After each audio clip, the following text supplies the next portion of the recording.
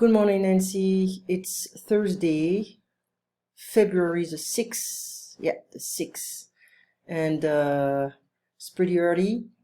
I'm trying to get ahead with all my different recordings, finishing very late today, so I have to stay organized. Anyway, so that is, we had some problems with the sound, because I was using Safari, Google Chrome, and sometimes things can be unstable. So to be dedicated, that was from the last time.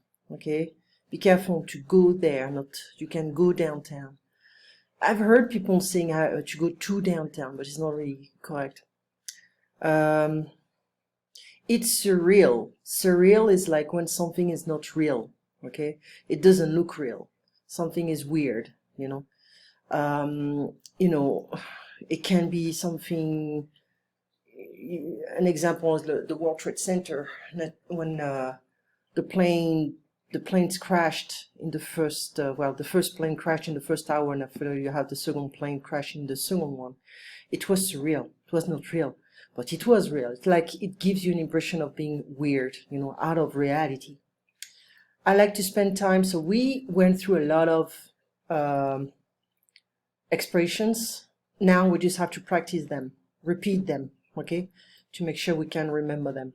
So rehearsal, that know those guys, rehearsal is when you practice something. It can be, most of the time Americans will use this stuff for music rehearsal, like they practice an instrument, they have to go to the course, okay. Okay, yeah, just be careful with the upper cases. It's considered it's like you're shouting. So anyway, let's go back to en clair. I think I still have it around. I didn't, not this one, it's all the French. So I'm gonna have to pause and find a book. And we can go back, to the lesson number 2, lesson number 1, and review the expressions, like to pull an all-nighter, burn a midnight oil, to cram, to stay up all night, in the nick of time, to be in hot water, my mind went blank, hand in, turning, hand out, on handouts, okay, hand back, okay, get an A in geography or in mathematics, to take a test cold, that means you didn't study before, do well on a test, take a nap, to hit the books. You can't say that again, that you're confirming, you agree with somebody. Okay. So coming back, it's nice to review, to repeat, it doesn't hurt. Kids don't like that, but they have to. Couch potatoes, like watching a lot of movies and snacking at the same time. That's a very, I think it was very common. I would say it's still common. You can have like people when they are fans of Harry Potter or Star Wars, they like to watch the movies again, but maybe like 3 or 4 or 5 or 6 in a row, because that's the Harry Potter evening or something like that. So they like to to consecrate an entire evening watching the same kind of movies. Okay, even though they know the stories, just want to get back inside the feeling of watching the movie and get into the stories again. So okay, going back here, make yourself comfortable. That was 2 lessons ago. Make yourself comfortable, make yourself at home, okay, or help yourself or help yourselves.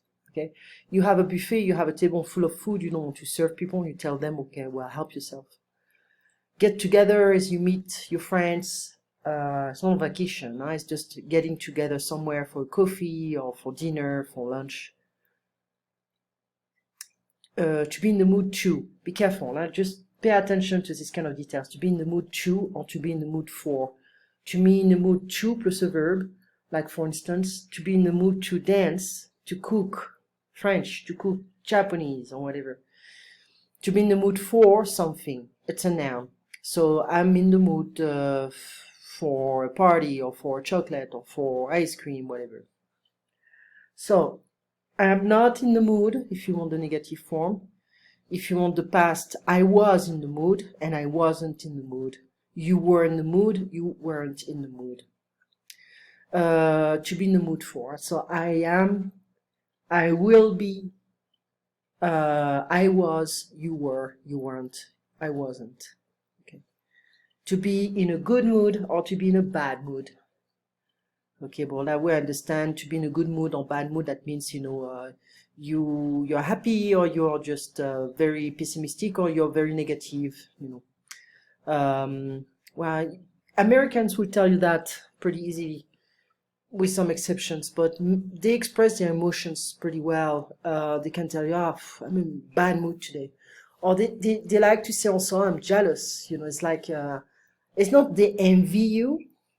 It's just trying to make you feel good about what happened to you. Like imagine you got an A on a test, and some people can be like, oh, I'm jealous. It's like good for you. They are happy for you, and they wish they had an A. Okay. That makes two of us. So we saw different examples. I like old movies. That makes two of us, or so do I, me too. We agree to an affirmative statement. A negative statement, I can't believe it, or I don't like chocolate. Okay, that makes two of us. So this is a very safe expression because you don't have to think about, is it do, can? So, okay, I can dance, let's say that. That makes two of us. Or neither can I, or I can't either. So you don't have to deal with all the different modals here, or verbs. You can just use the same expression over and over again. That makes two of us. Okay. Feel like doing something, or to be in the mood to do something. Let's come back here. To be in the mood to and to be in the mood for. We know that it's a verb or it's a noun with for. So that's the same. I feel like doing something and I'm in the mood to do something. There is no ing. So what do you feel like doing? I feel like going to a movie. I'm in the mood to go to a movie.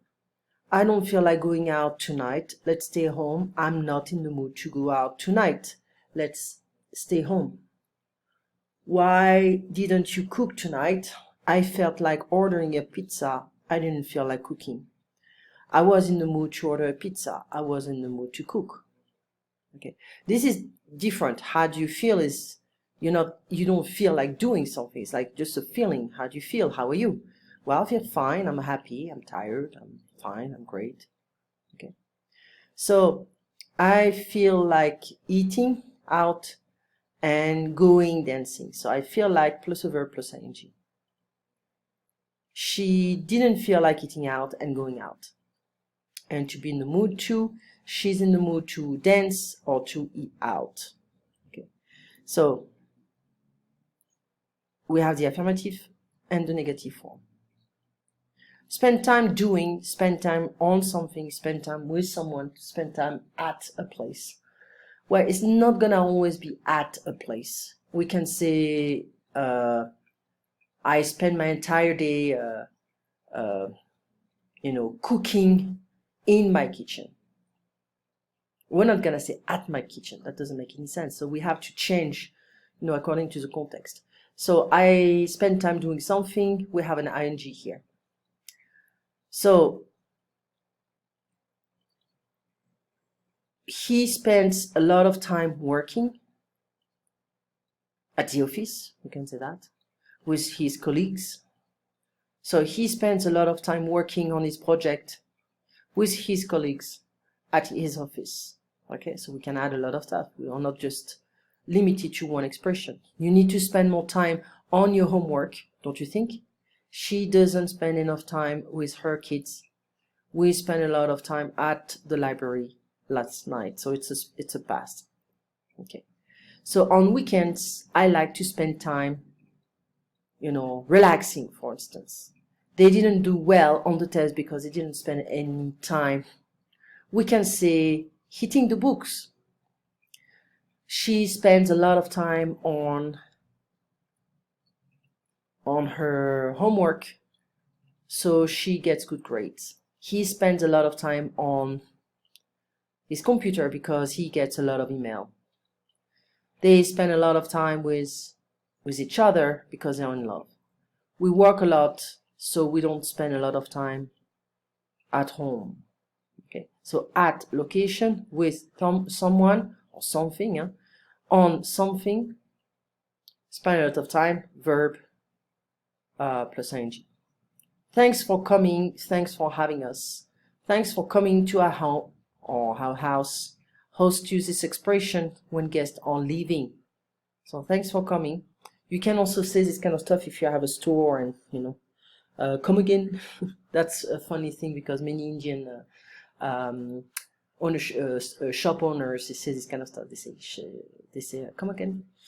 So thanks for having us, or thanks for having me. Thanks for inviting us or me to your house or to your home. So the guests use this expression to respond to thanks for coming. For is a preposition. Always use a noun or gerund after this word. Always use a noun or a gerund after this word. You understand? Thanks for helping me. Thanks for coming with me. Thanks for opening the door for me. Okay, so thanks for coming. Come again soon. We will. Thanks a lot for having us. So it's not just at home. It can also be like you change a verb and you change the context. Okay, so thanks for helping me with my homework. Thanks for taking me home after work. Thanks for bringing me a book that I forgot. Thanks for taking care of your house or my apartment, my house or my apartment while I was gone. Okay. Safe and sound, that was the last one. You arrive somewhere safe and you're not hurt. You are safe and sound. Have a good trip, take care and get home safe and sound. She couldn't find her dog for 2 hours, but she finally found him safe and sound sleeping under the house. There are many word pairs with and in English. So we may not say safe and, we're not going to say safe and sound. We're going to say safe and sound, especially American English. But she finally found him safe and sound. Okay, so we can just use an apostrophe N in fast speech. Bread and butter, man and woman, peace and quiet, pros and cons, wait and see, forgive and forget, safe and sound, short and sweet, bright and early. Okay, so that's where we are. And so far we have make yourself comfortable, make yourself at home, to be a couch potato as well. Let's not forget this one. Help yourself, get together, to be in the mood for, to be in the mood to be in a good or bad mood. That makes two of us. I feel like doing something. Spend time relaxing, spend time with someone, spend time on something, and spend time at home. Thanks for coming, thanks for helping me, thanks for having me safe and sound. And now we have to do the exercises. Okay, so we did this one, but that was not too difficult. We're gonna continue tomorrow. You have a nice day and you stay safe and sound. Take care, Nancy.